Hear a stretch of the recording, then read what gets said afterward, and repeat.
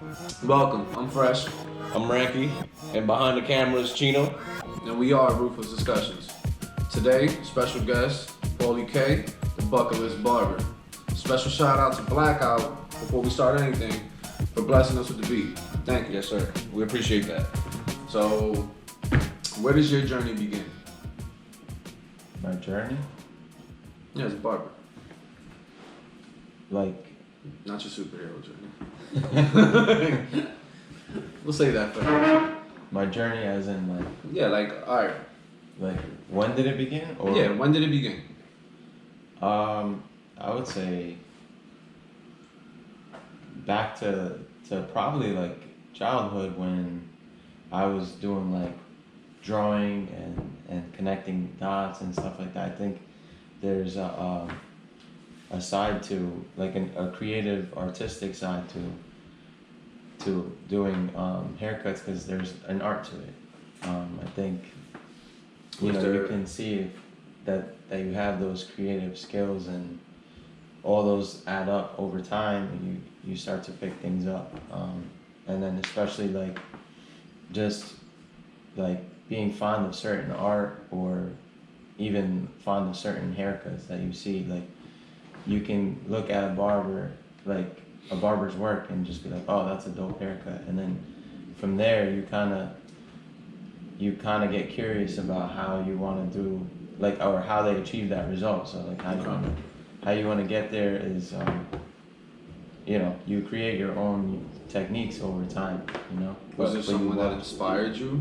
Yeah, so back in the day, I would say like going to Dominican barbershop. Back then we didn't have the appointment system. It would just kind of be like, yeah, just like let's go there after school. We would hang out, and just sitting there for hours kind of got me bored. And I have ADD, so like I would say like just wanting to do something with that time and making the best of it. So I would watch through the mirror just the techniques and stuff, and then I would go home, and then clients, or let's just say I started cutting hair on my brother, then I went to like my best friends, and kind of like started getting more attention from people, like, oh, that's what you do, oh, like I want to try you out one day. And of course I want to try you out one day. That's wild. Do you have a picture of your first haircut? Or I do have some. we spoke about that Yeah, earlier, so I was yeah. like, I want to ask him that. I You actually do, remember yeah. your first cut? Not my first official cut, but Well, like, around when you first definitely started. like first couple years I started, and you could see the tremendous, Difference? yeah. Well, you figure you learned a different technique. It was something easier for you, or I guess like you just keep, once you learn something new, you want to keep repeating it and until you get like more comfortable with the motion and like evolving it. and Yeah. and you kind of just learn to get better at it or more confident in what you're doing, so that creates a better result. So Is there something that you know now that you wish you knew when you were younger starting off? yeah, I mean, one major thing that I kind of like, it was like kind of like a highlight of what of how I would answer that.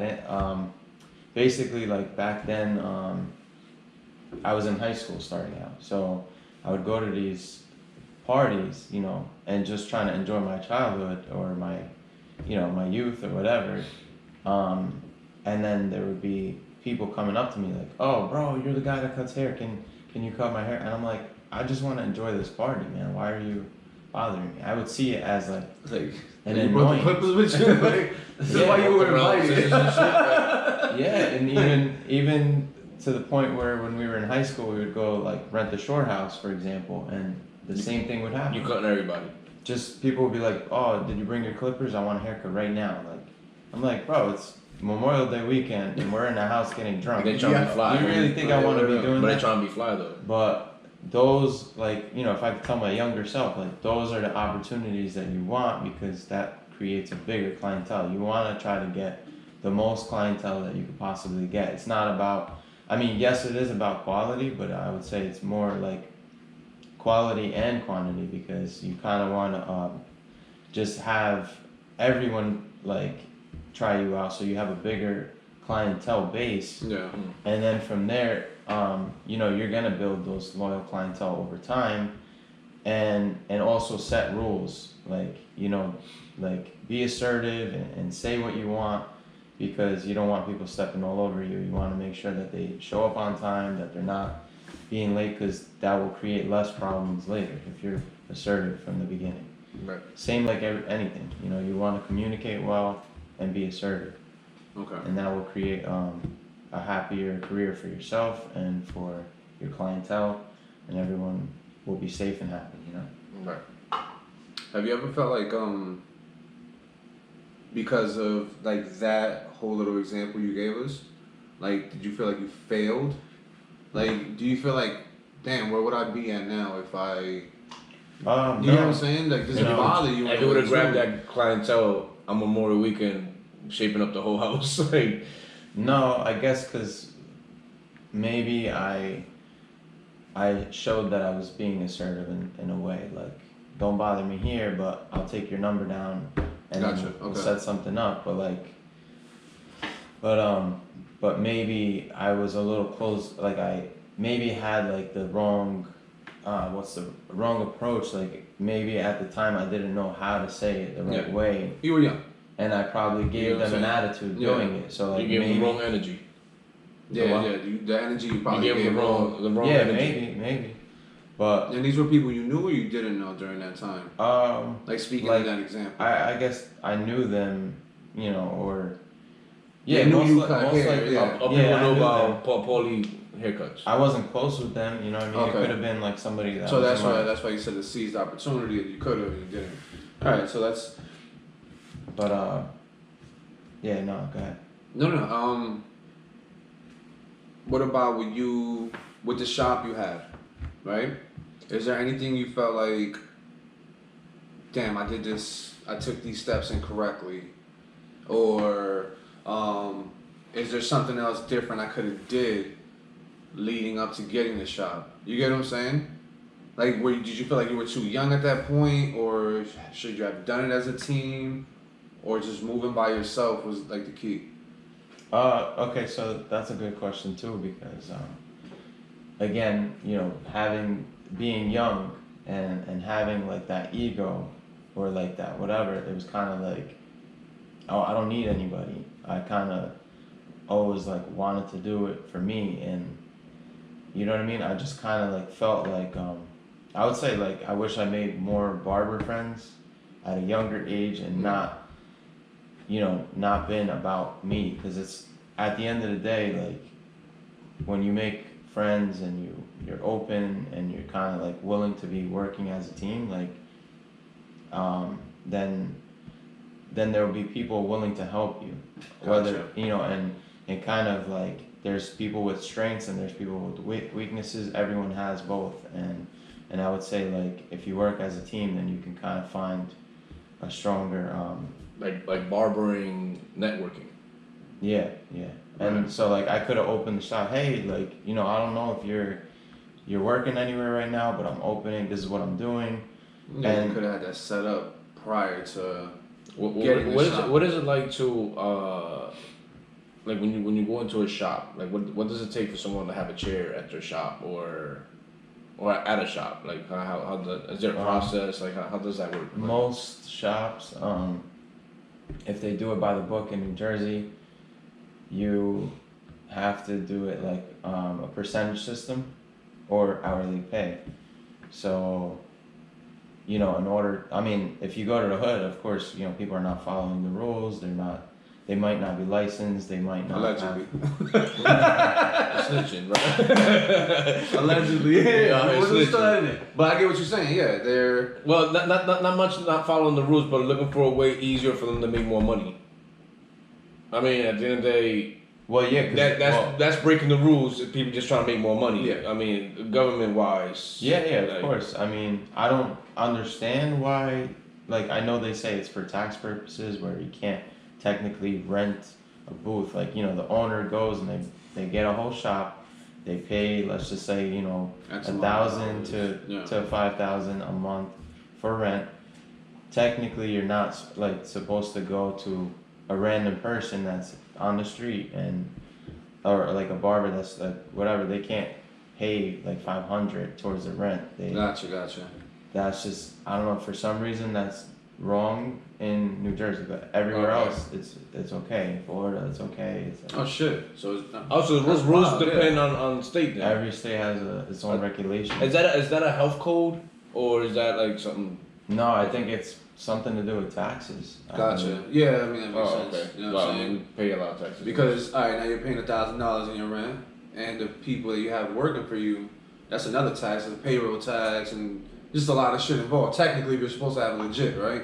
That's what you mean. Like, but for the people that are renting the booths out, that's different. There's no paper trail to that. Like, I mean, I guess that's what it is, but isn't that like what renting a building isn't that the same? I would say, like you have to make a contract with them and you gotta pay up, right, and you have to pay up a lease. Like I said, for an Yeah. apartment, you rent a lease and you that's the rules. You gotta pay me within this time, and then Yeah, that'll so be you're your right. responsibility. This is like the booth.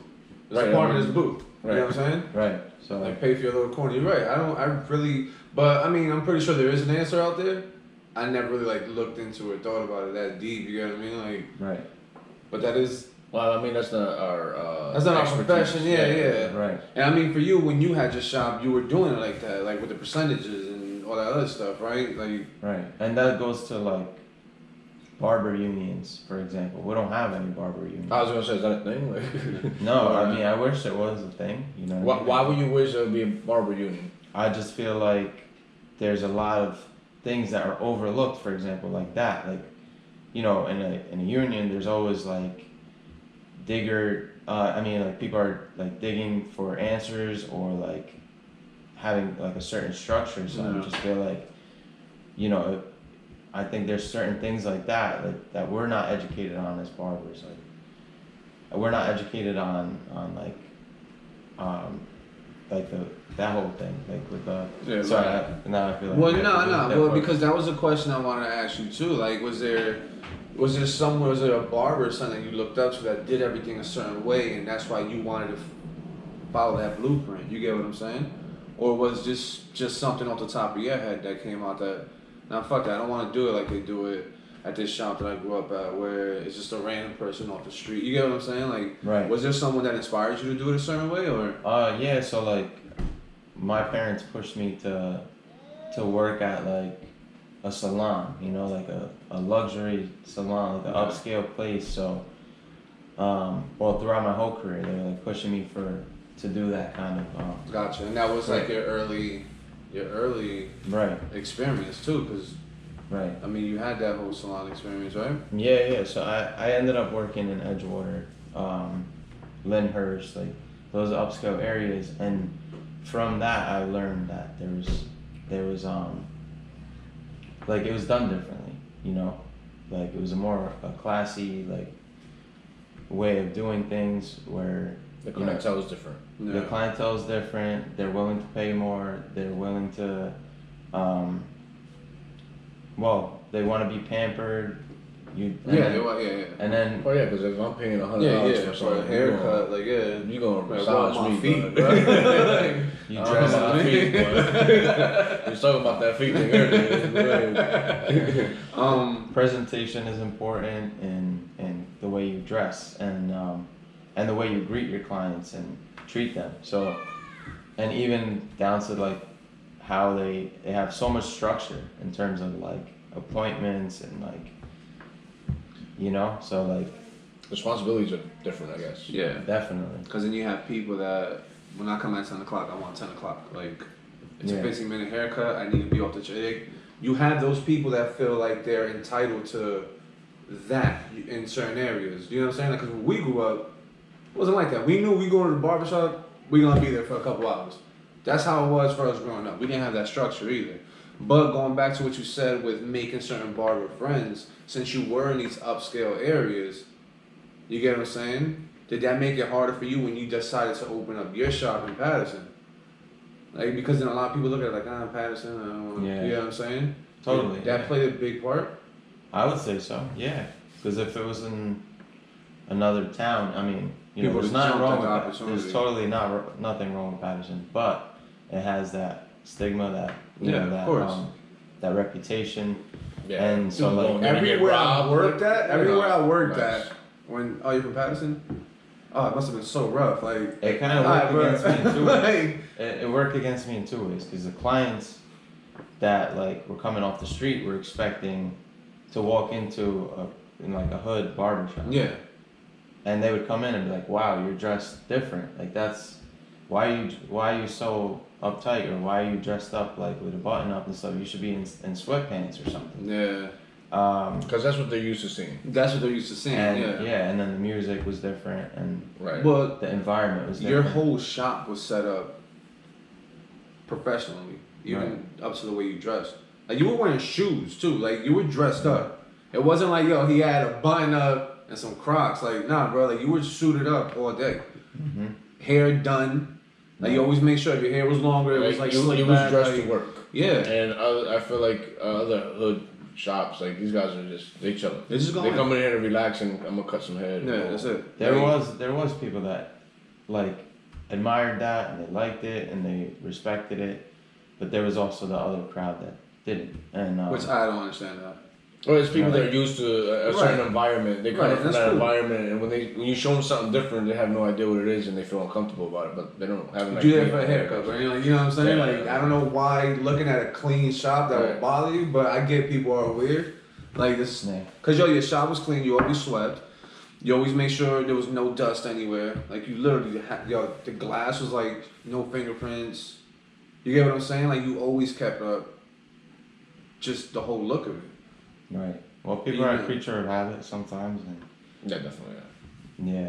But and then it worked against me in another way where, like I said, like somebody that's from these high end areas, I can't be like, hey, you know, we used to work together. Like, what do you say? You come to my shop in Paterson. Yeah, and they're like, Yeah. Paterson, they might rob my car. They But- wouldn't even. They wouldn't even. It's step not foot even in that. my It's place. That's Edgewater. what You're for that. charging at that time like $60 for a haircut. And nobody's gonna come No- to you. no You one's- charge it that in yeah. Paterson. Yeah, that's Your clientele was gonna be nervous to get there that. and try to park in the streets. You get Right. what I'm saying? But Like, in their head, they're like, I'm gonna get robbed. I'm gonna Yeah, get, which like- is like that negative idea of Paterson. So that goes back to location, and you know, I know that now, and you know, basically it was a 5-year lease, which I completed the first 5, and the landlord wanted that extra, you know, that next set of 5 years, and I told him no because he raised the rent as well as high just too. It wasn't under no.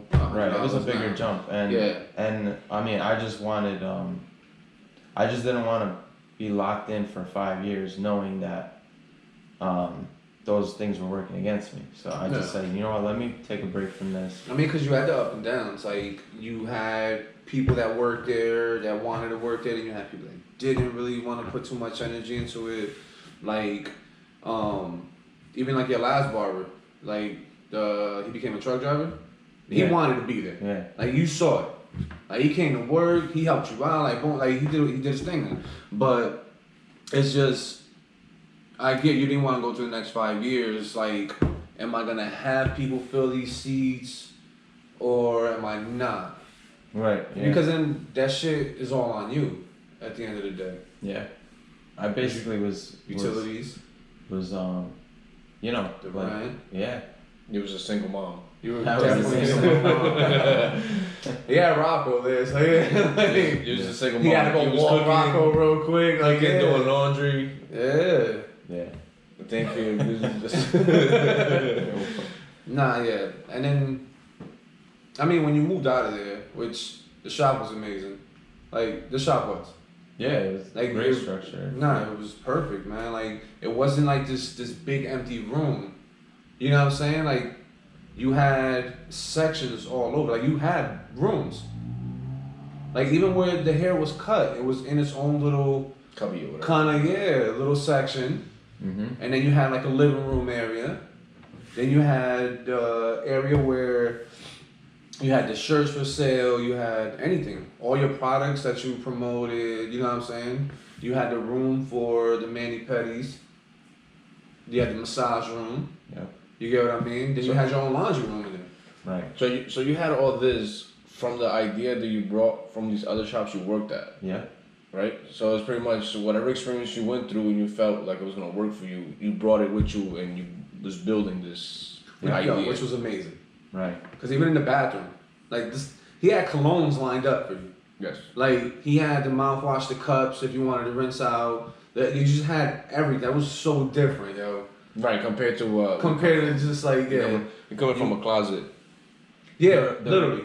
The original plan was I wanted to attract these people that work in New York or like, you know, blue collar or white collar, whatever, like these people that actually work in offices and, you know what I mean, pamper to like the hardworking people that out there, you know. So let's go back. You said something about you weren't taught how, or barbers are not taught how to manage certain things. Do they teach that in the school, or what they teach you in the school then? Like, what is the school for? Right, what are you paying for when you go to So, like what I got out of it is that they try to teach you how to pass the state exam. Okay. And on the state exam, I mean, there's a lot of stuff that I feel like people don't actually use, you know, like just old, like I It's think outdated. it's very Yeah, outdated. oh hell yeah, it's gotta be. Yeah, it's outdated. So like, things are changing now.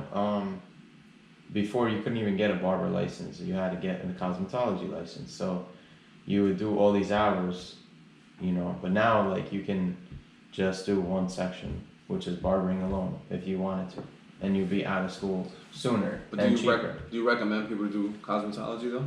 Like Why? It's like one of those things. Like, why keep yourself to like this? There's so much to expand on. Limited yourself to one Yeah, why thing. would you limit yourself? But so you did everything. You didn't just do barber because you did female hair too, right? Yeah, I had to learn all of that. Because you went through the whole course thing, not just barbering. Right. Okay. Was it something female hair? Was it something you were trying to do when you were younger, or is not? It was just barber. No, I mean that was never in my plan, but being that like You learned. you know there was definitely a lot of money in there, and I mean No, there is, bro. there is a lot of money in any type of I just feel like personally I think that there's money wherever you put your energy and effort to, but the key is to be happy. But if you want to break it down, I mean, girls come in to the salon a lot less. They come in, you know, every so often, but guys are on more of a frequent schedule. Yeah. So you 1 or 2 can make, weeks, you usually see this. if you price it right, you can make the same amount if you wanted to. Okay. You just have to put in more hours and stuff like that. So like, it depends really. How did you learn that though? From doing it. Right. From the experience itself. You got the experience. That's what I'm saying. So now you got these kids that are gonna grow up to want to be barbers, but they're gonna limit themselves to just being a barber. Right. I think it's good to be open-minded and like learn everything you can. Yeah, why Well, not? isn't that well-rounded? Yeah. You wanna be wanna well-rounded, yeah. for sure. Yeah. Any advice for if let's say you had a child and your son wants to be a barber, or let's say you have a friend that you meet a young person that wants to You're look into that, inspired. wants to do that. What would you? I mean, I would say like maybe like I mean, I look at it like for any young kid like trying to whatever, I think they should try a little bit of everything, like, you know, maybe learn how to be a doctor, learn how to be like whatever interests you, just try a little bit. And, you know, and See then if it's for you. see if it's So for even you, with cutting and then- hair, and then give it a shot. Here's a machine. yeah. I mean, you did that with me. You gave me a machine. I've seen 6-year-olds give haircuts. It's crazy. Look. It's just a matter of like trying it, and then whatever seems like it sticks, then just focus more on it. I feel like And- for something like that, you have to be passionate about too, right? Because people look at barbershops like, oh, I'm about to make money. You can't always look at it as a money thing. You get what I'm saying? Because You gotta enjoy. Well, first of all, you gotta enjoy what you do for a living anywhere. It's not just barbering. Just in anything you do, you should be passionate about what you're doing, because then you're giving out better energy than you're receiving. True. Right. Because at the You're end of not the day, happy doing yeah, this I'm fucking cutting job. hair. Like, damn, I gotta walk in here and cut 5 heads today. Like, oh, Yeah. and dread it. You know what I mean? That's just gonna look it. Yeah, that's annoying. Yeah, Yeah. my man haircut is looking wild. Right. You know, because you're giving that energy, my man said crooked. You know what I mean? He might not come back. Then you got to deal with that. So it's something about you got to be passionate somewhat. Did you ever think about going further with the whole hair thing, starting your own line of maybe hair products, or investing into starting your own Paulie's shape up machine type shit? Like, yeah, totally. The original goal was to have multiple shops across the U.S. But I would say, like, based on managing one location and not being like having that managerial experiment, like, knowledge. Yeah. Like, I wish I had, like, that's something that I wish that I knew. That's what I'm saying. Like, maybe barber unions or at least like classes for certain things that you want to focus on would be in order. You know, like, so in the school, pretty much they don't teach you they just teach you basic on how to touch somebody's head. Well, it's like he said, it's more to pass the test. Right, but they don't teach you how the business aspect of it. no. So the business aspect of it, you learning that on You got to learn off experience. You get what I'm saying? Which sucks. It sucks for a lot of young people too, because then they make these mistakes, and some people can bounce back from it. Some people can't. You know what I'm saying? That's with everything, yeah. So it would be nice if they included that in the programs, but or maybe that's something you could try to push forward. Right. The other thing is, like, you learn from your parents. So whatever your parents like teach you, you're learning that. You know, if you're, you know, you have your personality traits that you learn from your parents, then you have personality traits that you learn from your friends or from yourself, your experiences and stuff. Right. But you know, like, I never worked at anything other than a salon job. I only had 2 other jobs that were not related to hair. What was it? Restaurant? Subway. Hell yeah. A sandwich spot. Make some sandwich. What's cutting stuff do though? It's kind of that bread. It's kind of I'm about to shake this motherfucker up. and then the other thing was I worked at a booth in the mall which sold like kind of car parts, like just like the movie movie Fast and the Furious came out, and they were selling like steering wheel covers and mufflers and stuff like that. I thought you were gonna say Nas. That's what's up. So 2 other jobs besides what? So you knew this is what you wanted to do. Yeah, totally. Like, that's it, which is good. You know what I mean? Because a lot of people go through life like, fuck, what do I really want to do? Mm-hmm. Is there a business related book so that you tend to listen to, inspire you? Books. I mean, there's ton of books that you can read. I haven't read any barber books yet or any books related to that, but I mean, I definitely read a bunch of different books on self-help and stuff like that. So, you know, I think that can shape your career for sure. I guess you're thinking outside of the box a little bit. For sure. I just bought a book called The Wealthy Barber. I haven't started it yet. Okay. I'm going to Puerto Rico in 2 weeks, so I'll probably end up taking that with me on the plane and check it out. So we'll see. Well, any motivational type of books you're interested in, or audio or podcasts, or? I mean, I definitely grew up on Tony Robbins and, you know, his way of thinking, and, you know, just I think having a positive outlook on life definitely helps shape your career, whether you have a lot of money or a little bit of money, just or starting from, you know, just being poor and then working your way up. I mean, mindset is everything, so Okay. I strongly believe that. I know that, you know, there's struggles, but there's also, when you think in abundance, and that, you know, it's the law of attraction. So that kind of helps, you know, keep you going, and even when times get rough, you kind of have that. It's like an on and off switch, and you just gotta keep going, you know, persevere. Then that Robbins, that's the dude from Salon, right? Yes, Salon, that's the dude. The dude that That dude got some. He gave me an audio, like the CDs. Like Yeah. that dude, like, it's. we were watching that at his house that one day. Yeah. He has like the DVDs and stuff. Right.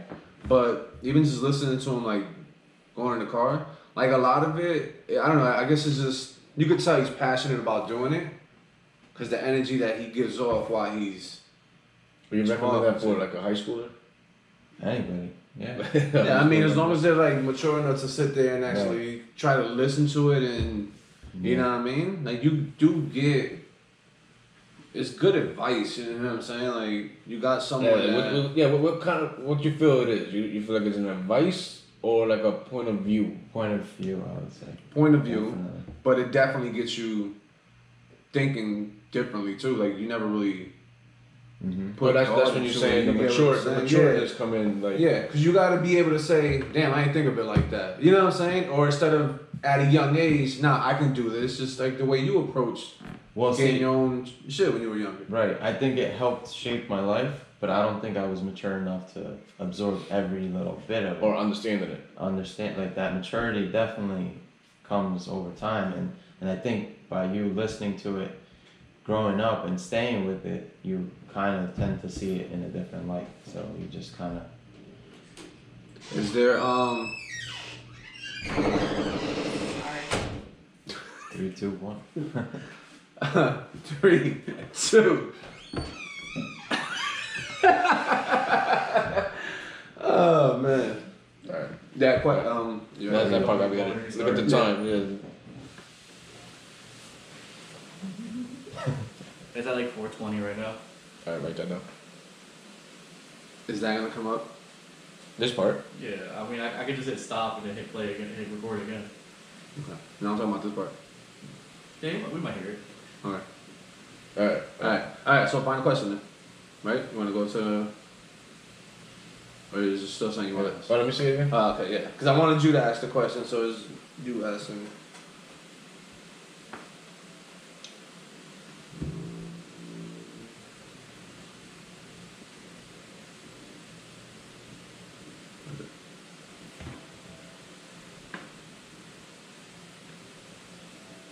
So did you make these questions or you found them online? I was watching podcasts on interviews, Alright. how to conduct interviews, Nice. and then Alright. I found certain websites that had the questions, so I was like, I Good screenshot it. stuff. Yeah. Alright. Ready? You want to wait for the water list? No, Let's take a shower? Wow, yeah. Alright, 1. Alright, hold on. Let me just re-record.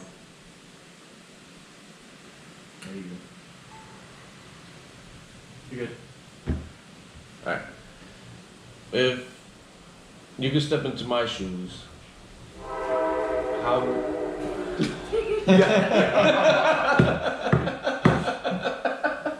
Wow. Alright, ready? Alright. Alright.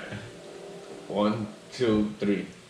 Alright, if you could step into my shoes, is there a question that you will ask yourself that I didn't?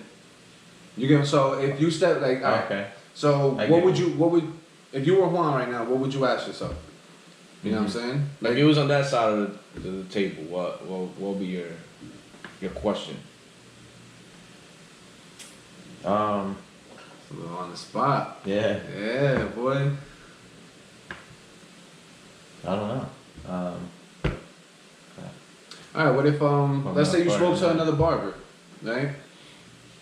What would you ask him about his experience, or what would you ask him, like an older gentleman, let's say?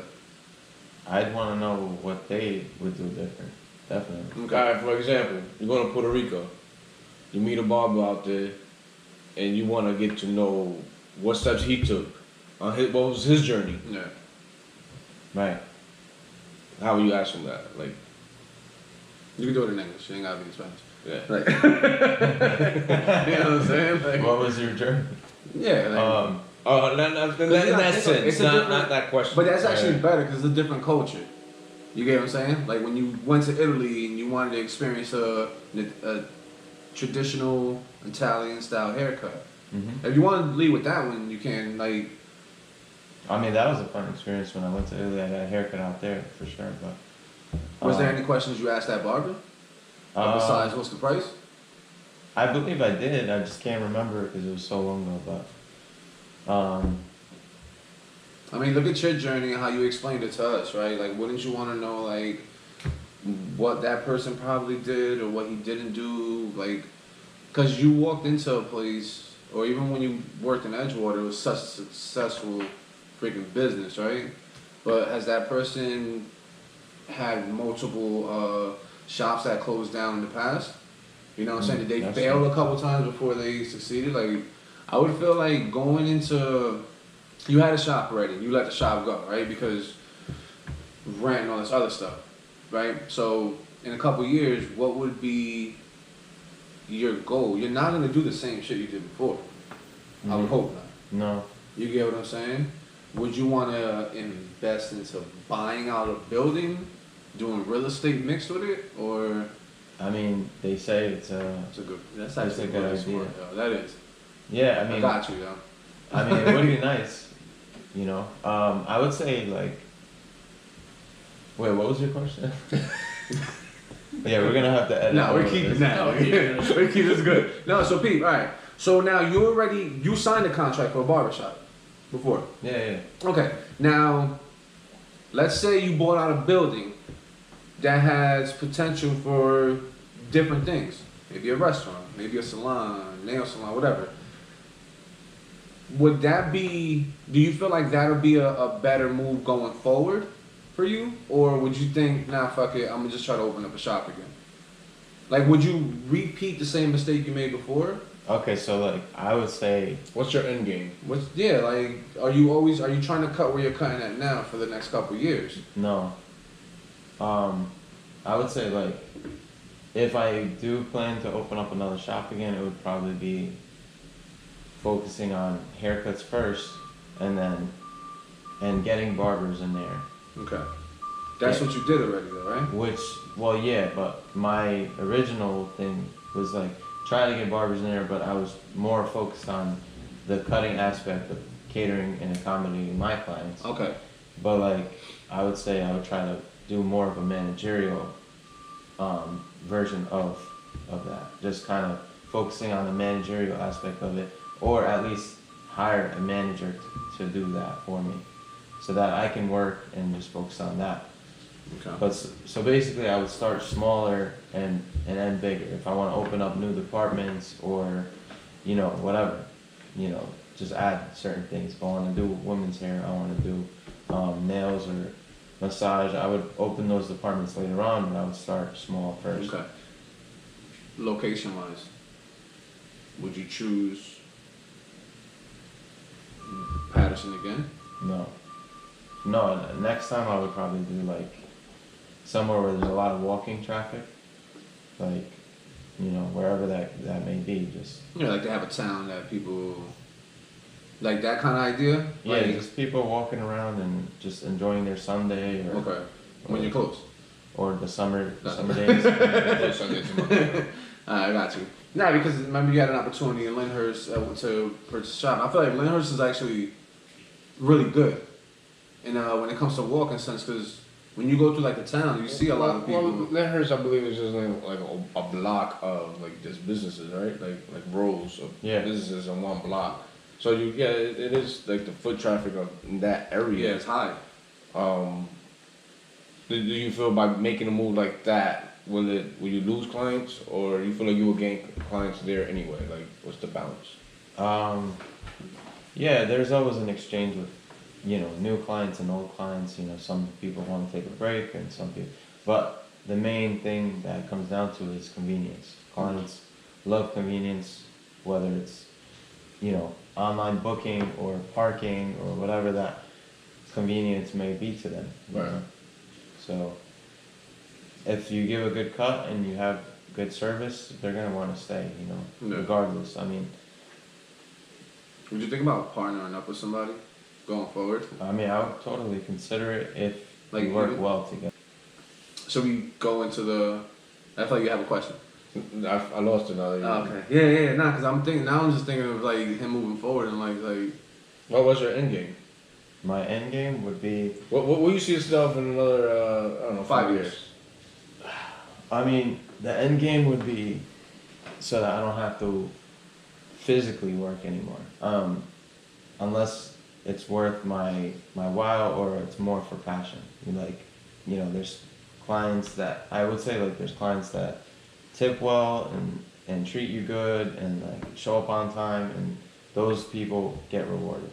Oh, you got an extra spot for me? Yeah, I can squeeze you in. I mean, sometimes, like if somebody just is bad energy, or somebody is like, pain in the ass client, they're gonna be the last on that list. Yeah. Well, the relationships that you have with these customers. Yeah. Right. Yeah. So I mean, the end game would be to be like financially free, where I don't have to work if I don't want to. I mean, because obviously I've been doing it for so long, like it's wear and tear on the body, So I could see myself like just getting money like in a different way, like passive income, and just vacationing or hanging out and enjoying life while money makes money for me. Right.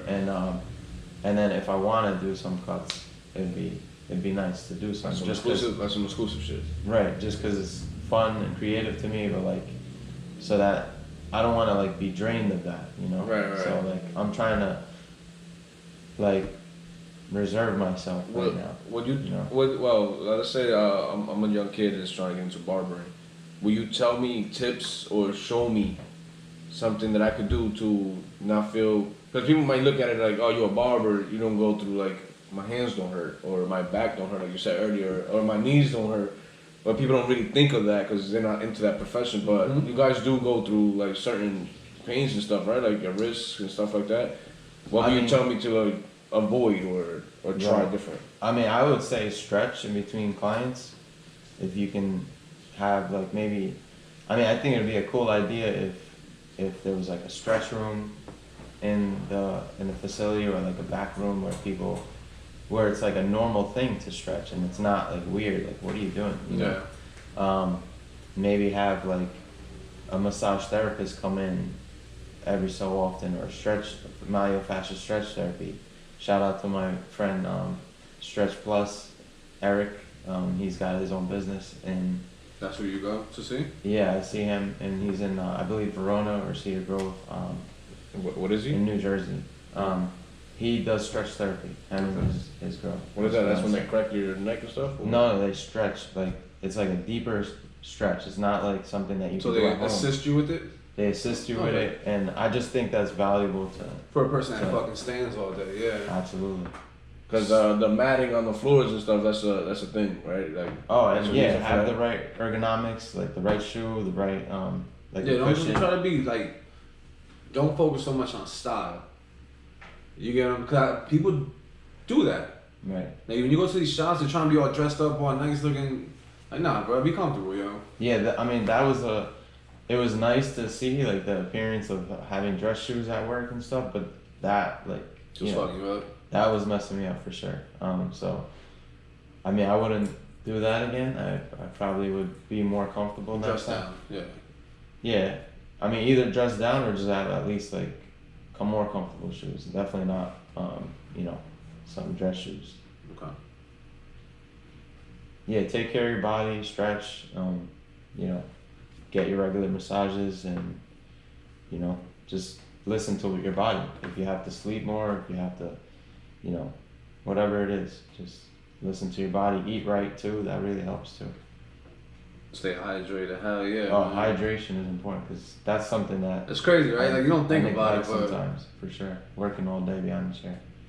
Right, but I feel like people don't really look at it like that. Cause They like, don't. They got the easiest job in the world, bro. Like, you know what I'm saying? Like, you're not doing heavy labor, so you're not working in a way. You're doing that repetitive, all that motion all day, like, yeah. Yeah, that's gotta take a toll on you too, like, your wrists and stuff, like, you know what I mean? Or even your back, you're standing all day. It's an idea of... Or... If anyone wants to connect with you, like, do you have social media specifically for your business, or do you just kind of have it all mixed together since this is your lifestyle? I have it mixed together currently. I think I do want to organize that eventually, but you can find me on Instagram at PaulyHaircuts973. and that's haircuts with a Z.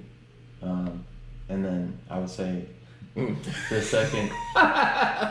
You mean a face? Like, No, that's not what he said. Oh yeah. Played in my head, I'm like, I thought about it. If he said it, I'm like, What is it? because I'm gangster like that. So he said. Yeah. No, because I'm thugging like that. He said. He thugging like that. You did say that last That's what he said. time. Well, when you explained how it felt, and then Well, I you just feel like they're because I'm not gonna thugging like that. That was the video. That was what you said. And haircuts ends with a Z, because I'm thugging like that. But I did say it. Yeah. You were in your bag that day. It was good.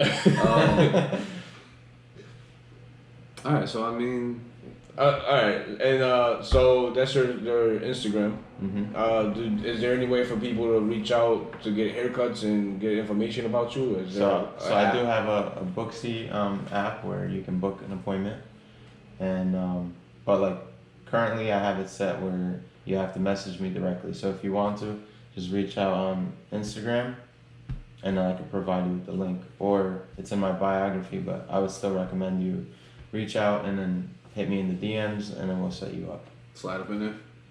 Nah, nah, that's what's up. So only Instagram? Do you have are you gonna currently work on like a Facebook, Instagram, just business? To build the brand? There is a business page on Facebook called Okay. Outshine Barber Studio. There you go. So you still carry that name? I still have it. Yeah. That's his name. That's his.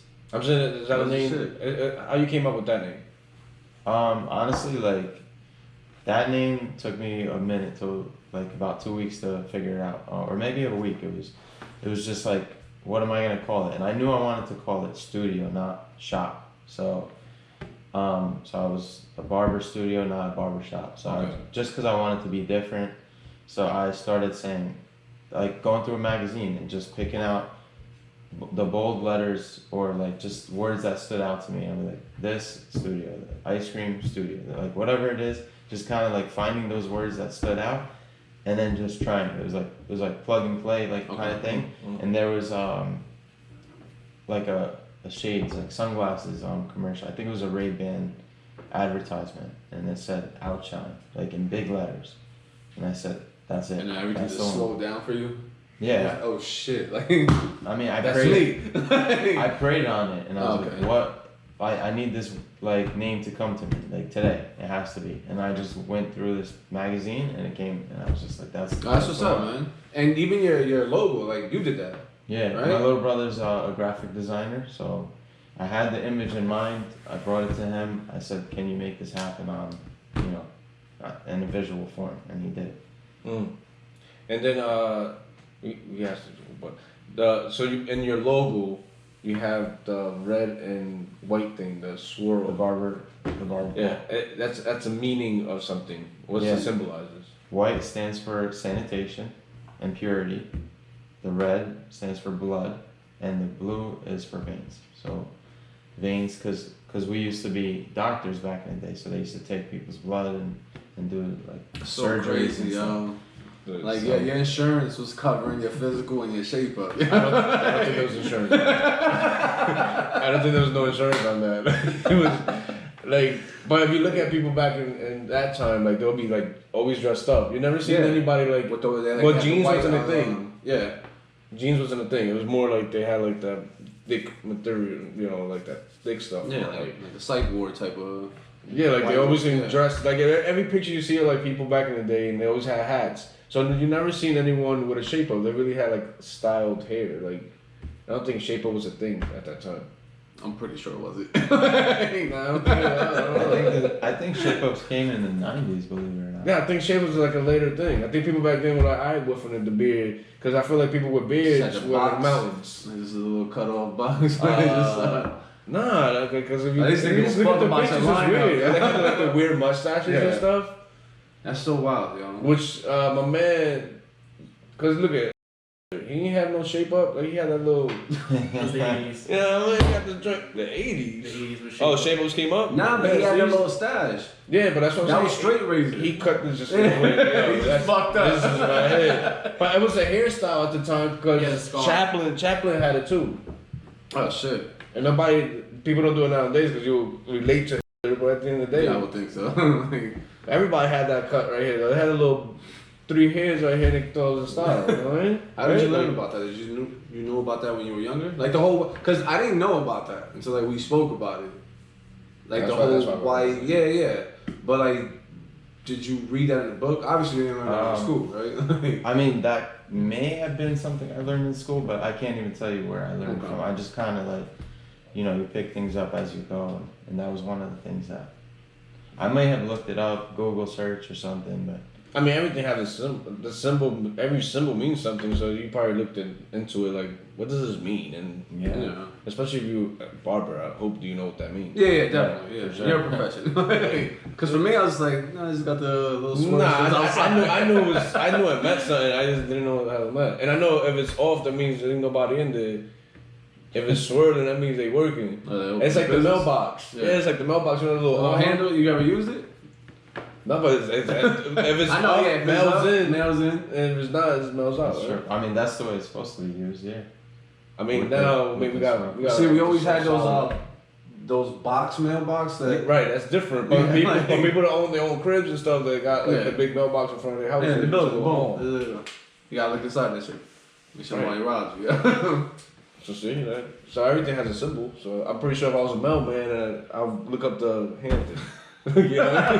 Like, yeah, we ain't got mail. We good. Yeah, I'm gonna look into that. You know what I mean? Like, what's the symbolism of that? So I'm sure that's what you did. Mm-hmm. Is there any way for people to reach out to you, Instagram or anything like that? Yeah, you can find me on Instagram at QualityHaircuts973. If you'd like to book an appointment, you can go right to the bio and click on my link tree, or message me directly and I'll set you up. Alright. So please be sure to hit like, subscribe. Comment in the bottom. Thank you for viewing.